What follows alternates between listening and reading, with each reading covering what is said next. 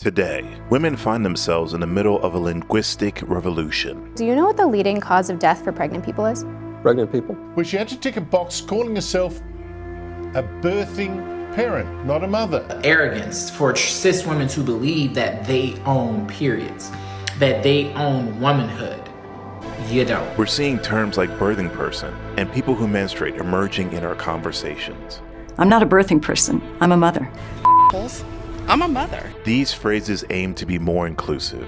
However, could this be perceived as an attack on biological women? Can we find balance between inclusivity and acknowledging women's history? See, a friend of mine sent me this tweet, and from the responses, it's safe to say that people are upset. But I wondered, do all women have this same sentiment? Have women ever heard of this terminology? If so, how do they feel? Have you heard of the terminology being used for women, such as birthing person or people who menstruate? No, I've never heard of that. Yes, I have. Well, People who menstruate, I think that's very common. People who are birthing people or birthing women, that's definitely less used in my circles, I guess. When we walked past the street and you found us, right, and then you saw us wearing purses and our outfits, like you assumed we were women, right? Without the purses and stuff. Without the purpose, you would also assume that we were, yeah, right?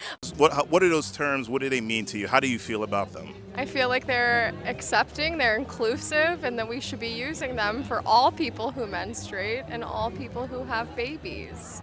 Very negative.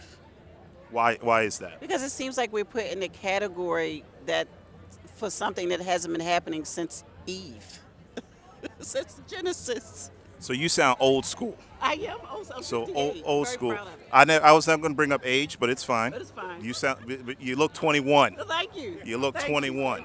We wouldn't be here without our mothers. So to strip that name and that title from a woman is just ridiculous, trying to make us fit in with the society standards. So I feel like we, as a women, we're owned that title. Like mother is something that we deserve to have. So trying to change it up, it shouldn't be. We should stick to what we know. I wouldn't call my mother, oh, you're my birthing person.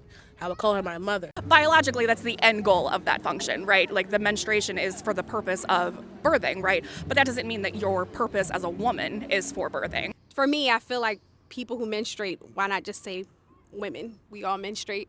But I know that, with everything that's going on, it's a touchy subject. So, yeah, I don't know if I dislike it, but I think it just sounds a little weird. And see, there lies the problem.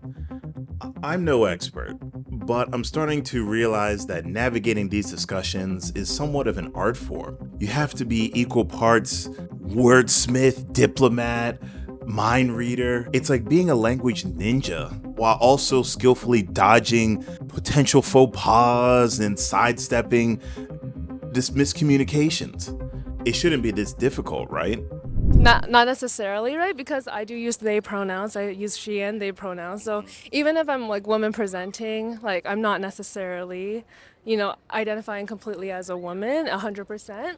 And I think, so if you use terms like people who menstruate, right? Like, I think that's something that does like encompass, right? Because I might not necessarily always be like I'm 100% a woman, but I am menstruating and I do menstruate. And so am I not someone who menstruates? Even if I'm not always like, oh, like I'm a woman, because biologically I'm menstruating. Women who menstruate is crazy. Like, why would, you're categorizing me as something that I shouldn't be categorized as?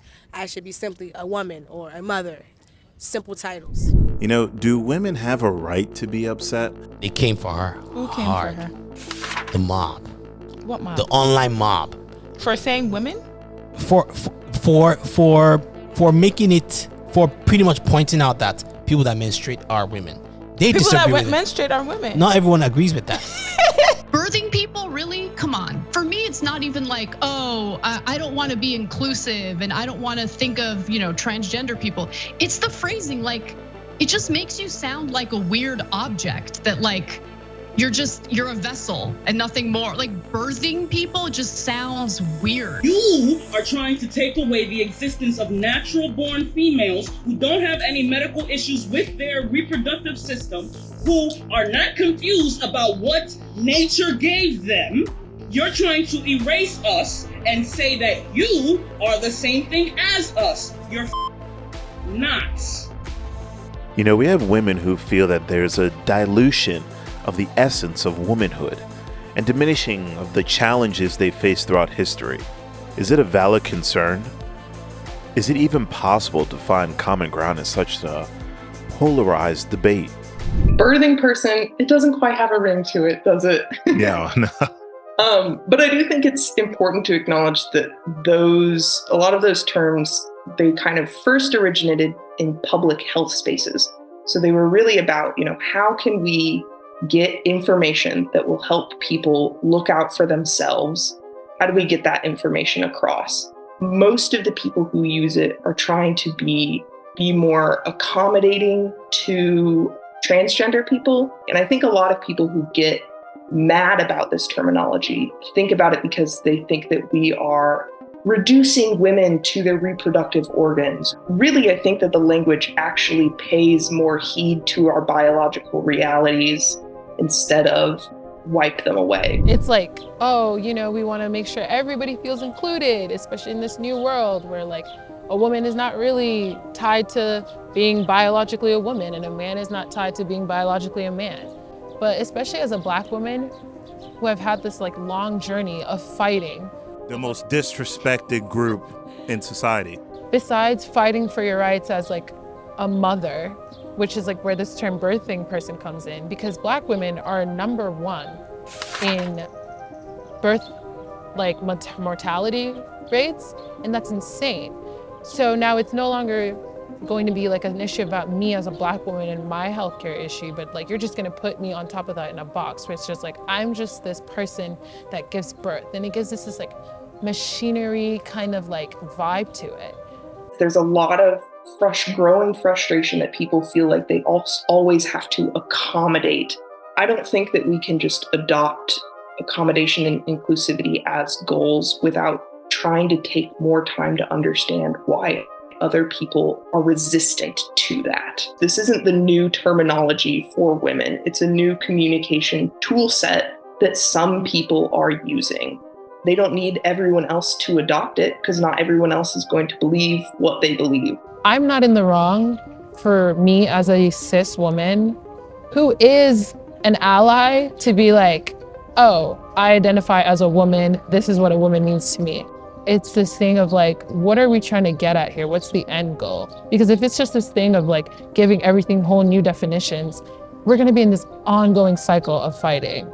So there's a group of people who don't really care. There's a group of people who are tired, and they get pundits and talking heads who say, and here's the next thing that you're doing wrong. And when really the people who are using the language most often aren't pushing it on people, they're just using it.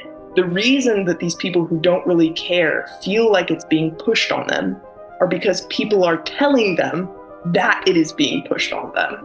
If you want to have a conversation about it with the genuine intention of learning, I think you're good to go. It could change the way you think about it. It could also give you more reasons and reinstate why you feel the way you feel. But our problem is we love to go into things thinking we know everything already because a degree and this, that, and the third.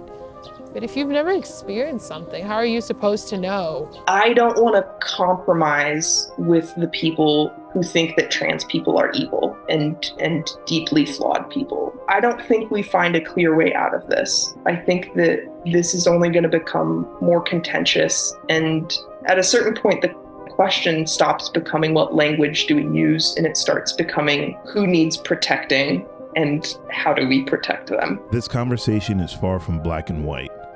Language is constantly evolving. It's nuanced and layered, filled with a myriad of perspectives and experiences. So how do we move forward? Is this women's fight? Their responsibility? Well, we're just gonna have to watch and find out. Hey guys, thanks for watching. Really appreciate it. If you enjoyed the video, make sure to please leave a thumbs up and share it with your friends. Question of the video: what are your thoughts on the importance of inclusive language in various contexts, such as healthcare or in daily conversations? I'm interested to see what you guys write below, so please make sure to comment down in the comment section. As you know, it helps out the algorithm. Until next time, I'll see you.